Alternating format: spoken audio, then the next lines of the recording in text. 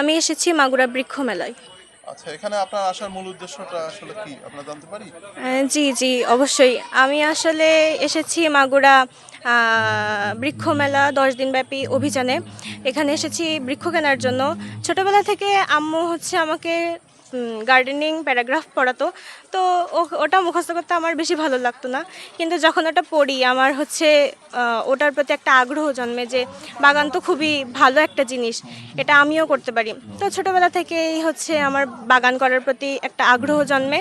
তো আমি ছোটবেলা থেকে বিভিন্ন জায়গায় যাই, বৃক্ষ মেলায় যাই এবং আমার পছন্দের, আমার বিশেষ করে ফুল গাছ আমার অনেক পছন্দ।